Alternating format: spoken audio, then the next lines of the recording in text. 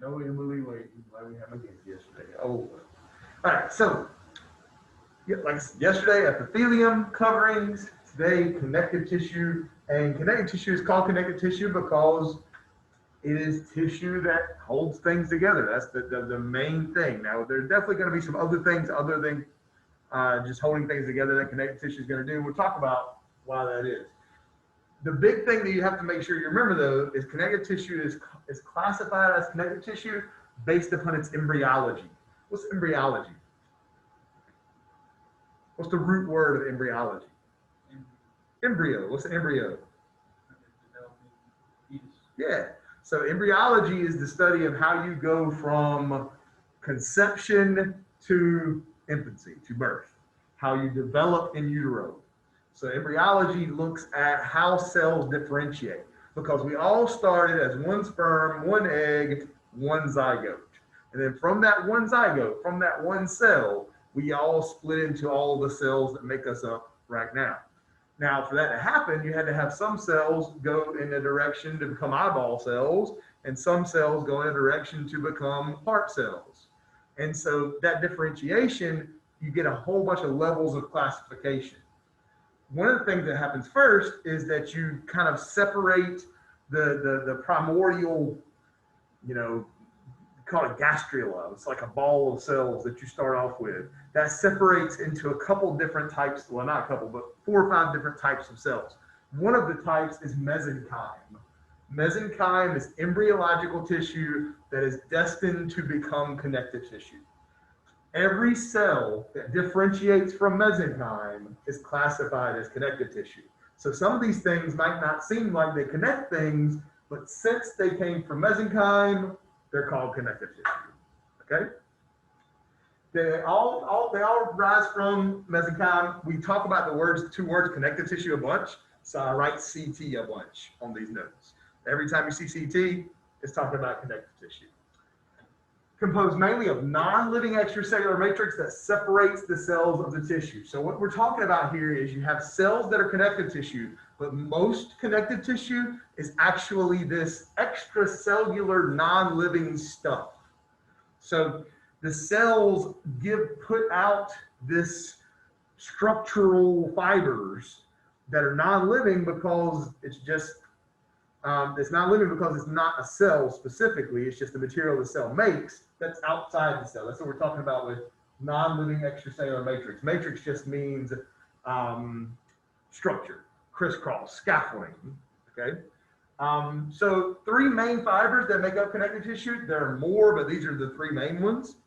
Collagen gives you lots of strength, high tensile strength, which means you can pull it without it breaking. Anybody ever heard of collagen? Like if you go get a collagen injection, where have you heard it? You just have heard it, but like, where would I get a collagen injection? Like where in my body? If I was going to go to a plastic surgeon to get a collagen injection, where would I get it injected? Very good. Into your lips.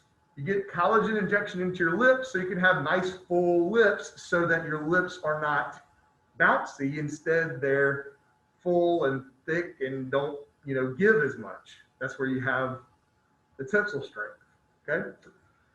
Elastic fibers. Now, elastic is a word that gets misused a lot outside of science class because a lot of times when you hear the word elastic, people think it means what? Stretch. And that's half true. Okay, elastic, if you say elastic is stretch, that's half true. But there's a lot of things that stretch that aren't elastic. Elastic doesn't necessarily just mean stretch. It means stretch, but then when you let it go, it bounces back to normal. We talked about elasticity of muscles.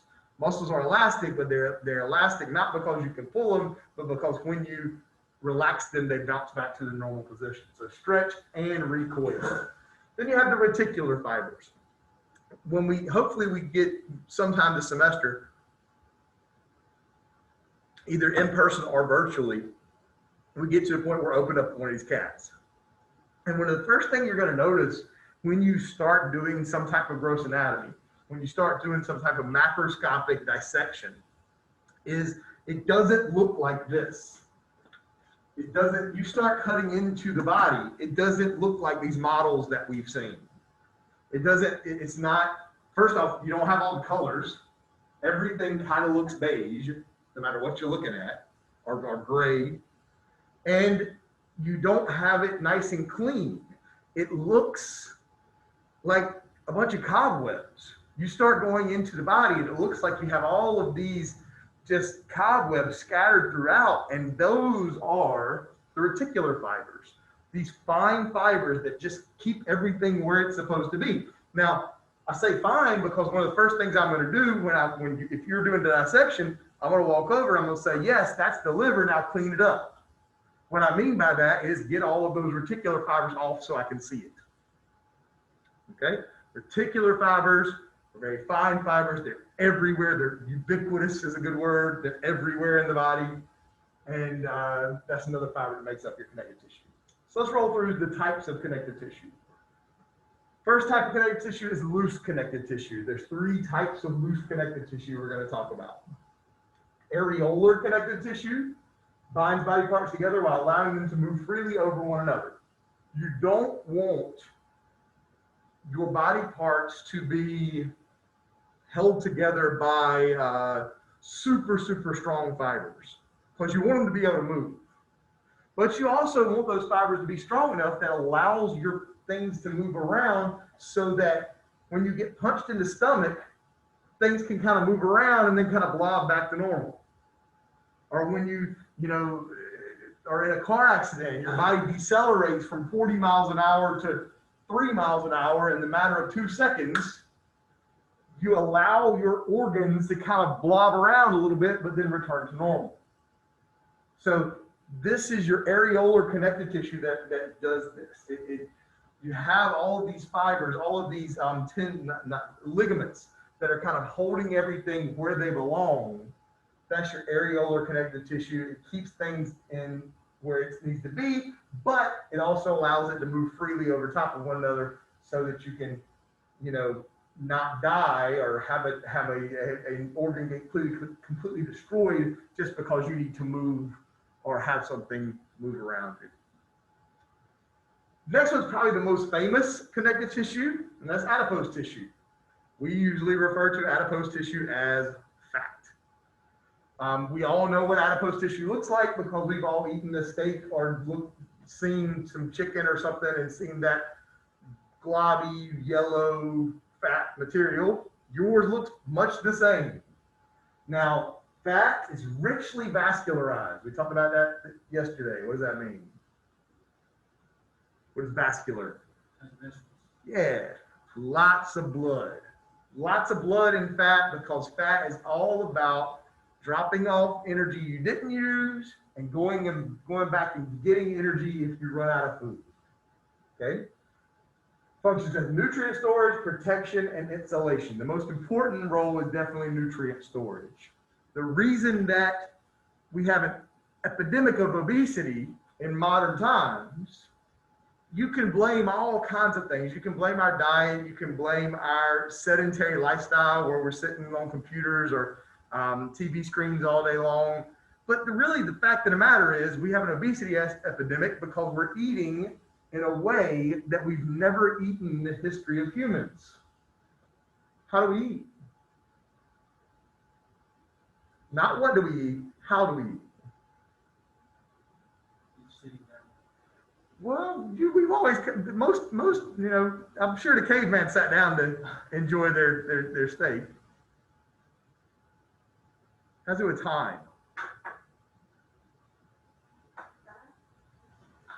Usually, we probably ate faster before. We probably eat slower now. I don't mean necessarily time in length. I mean time in scheduling.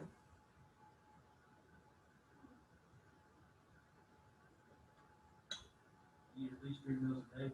3 meals a day, every day, or? Well, you want to. 3 meals a day, every day. That is an incredibly new human thing. You look at the history of humans, 1 million years history of humans. Even look at the history of modern humans. Modern humans as in not prehistoric humans. Modern humans that have had a written culture and written history. 10,000 years. The idea of every day getting breakfast, lunch, and dinner is really only about a 100 or 200 year idea.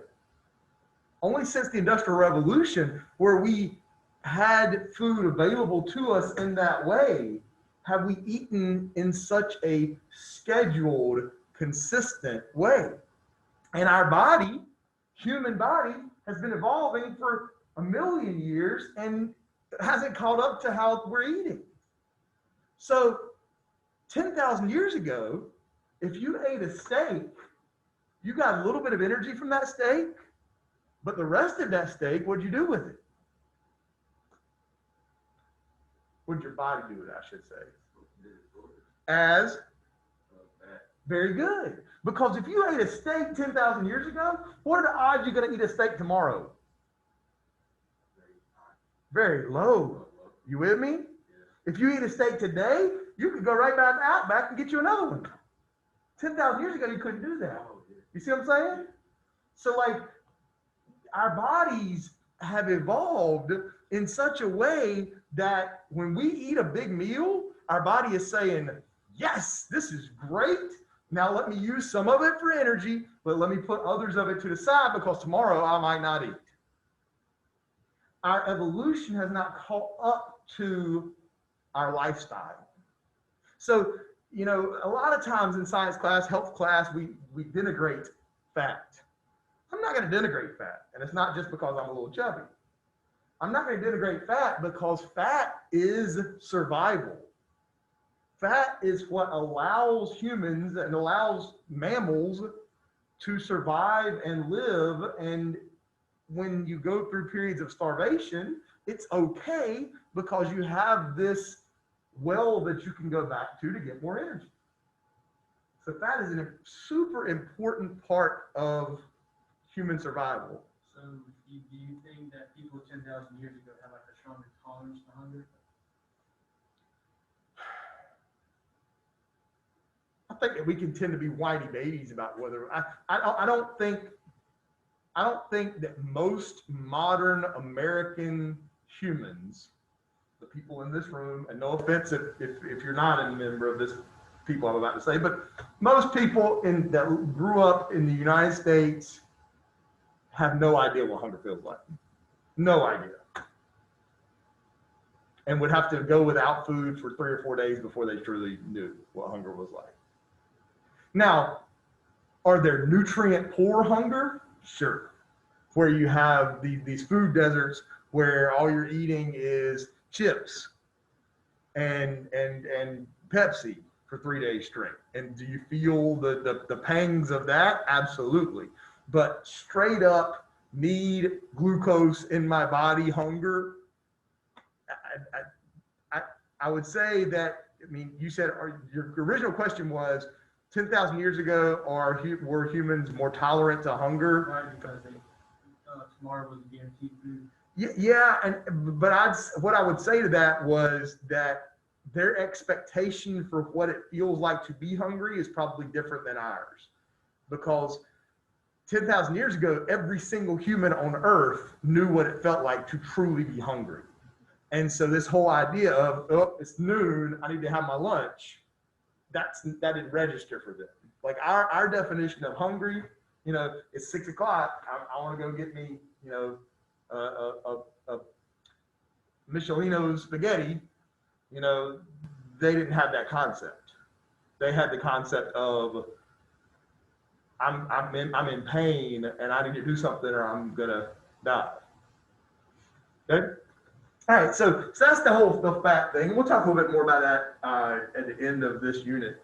Some other things though that we don't really think about fat doing. Insulation, I think we do think about, because we think about, you know, if you put a Chihuahua next to a pit bull out on a cold day, who's shivering more?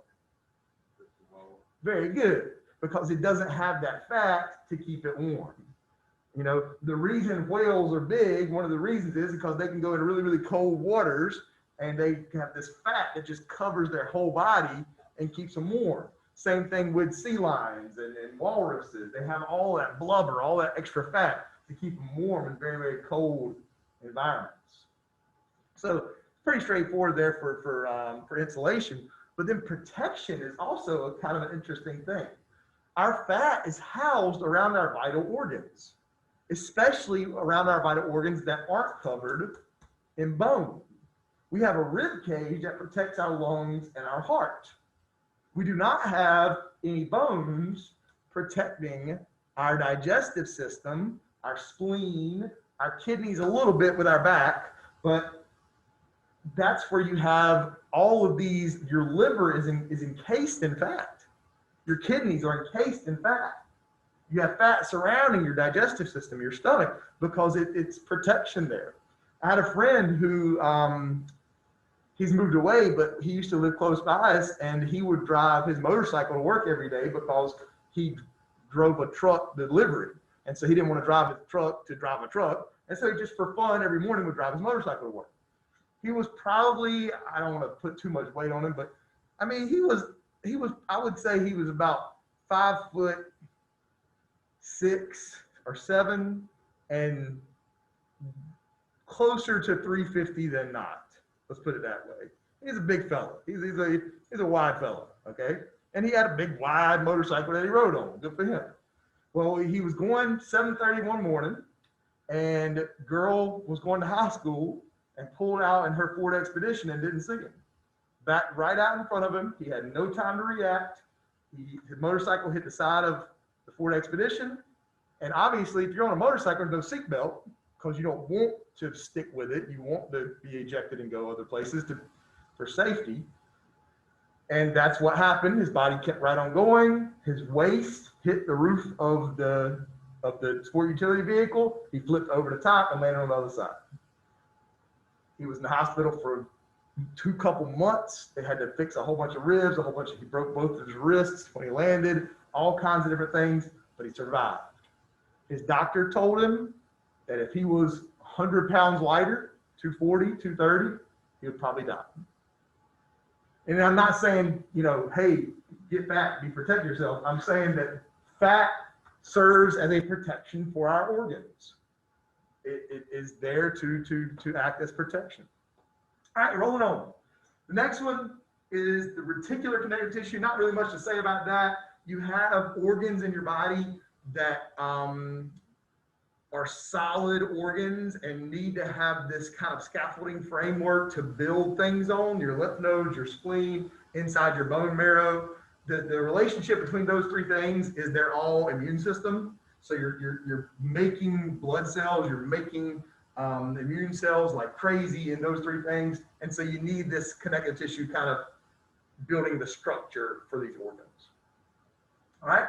Next up is dense connective tissue. Dense connective tissue is called that exactly like it sounds. The fibers are super close together. It has very tightly packed connective tissue, very strong connective tissue. You have dense regular connective tissue and dense irregular connective tissue. Dense regular connective tissue, all of the fibers are running the same direction. So it is really, really strong in one direction and much, much weaker if you go perpendicular. It says up there, this is in your tendons and your ligaments. Any football fan or football player knows about dense regular connective tissue because you saw it this weekend. About 3 players in the NFL went down and are going to miss the whole season because they tore what type of ligament? Some type of knee ligament, usually ACL, MCL, something like that, okay? So how you tear your ACL is not running normally. Because if you're running normally, those ligaments are rocking and rolling because they're really good at any tension this way.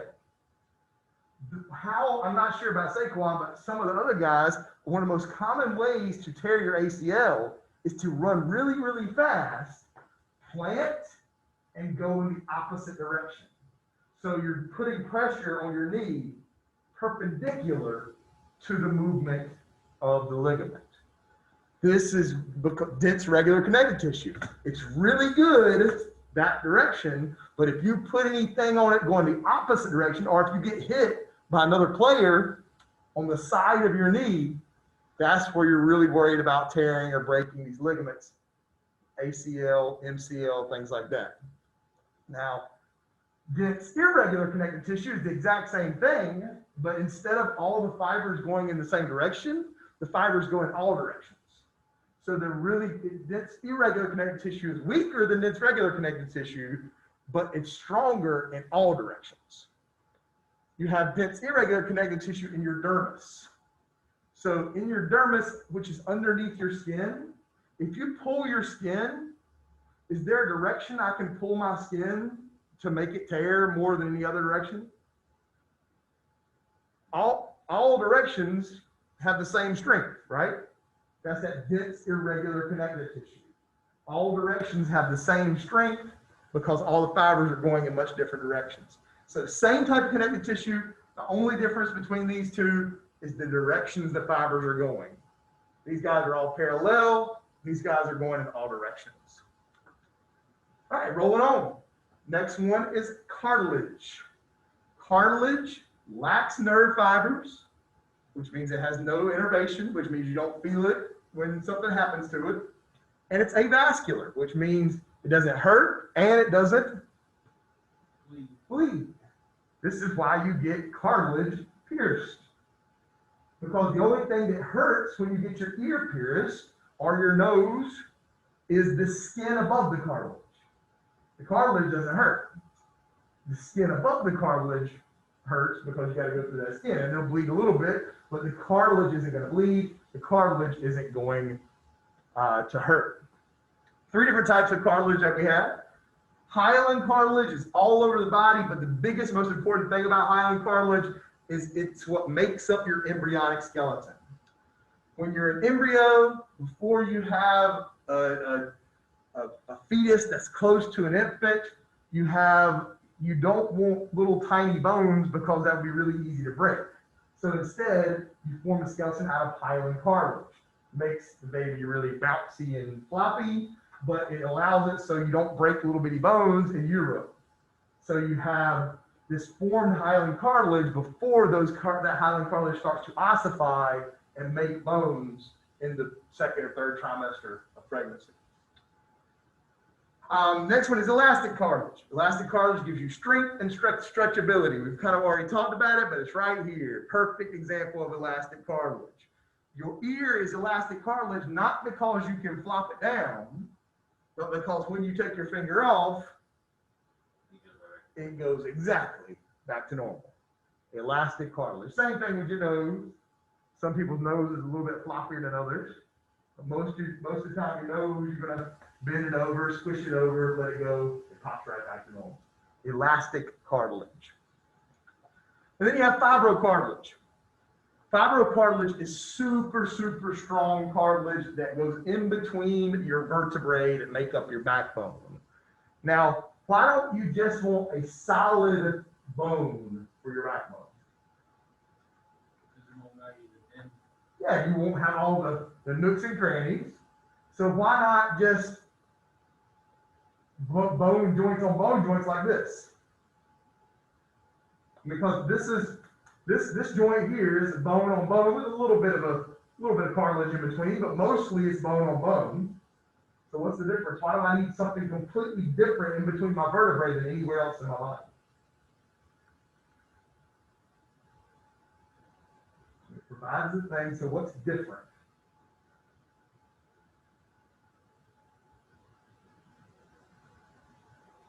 When am I taking the pressure off of my backbone? When you're laying down, which is a third of the day, maybe. Most of the day, what are we doing? Even when you're sitting down, you put pressure on that backbone. You need some really, really strong intervertebral disc, which is going to allow for movement, but also the strength of never having bone on bone, because that's where you have some real bad back problems. Okay? So fibrocartilage gives you intervertebral disc, super strong support for your bone. Number 4 is bone, osseous tissue, bones all over your whole body. That's connective tissue. And then finally, the weird one is blood. Blood is actually classified as connective tissue because it came from mesenchyme. Where are your blood cells made? Inside your bone marrow. And so technically the blood that's flowing around your body right now is connective tissue because it came from that same origin as your bones and your ligaments and your tendons and your dense connective tissue and all this different types of stuff. Okay?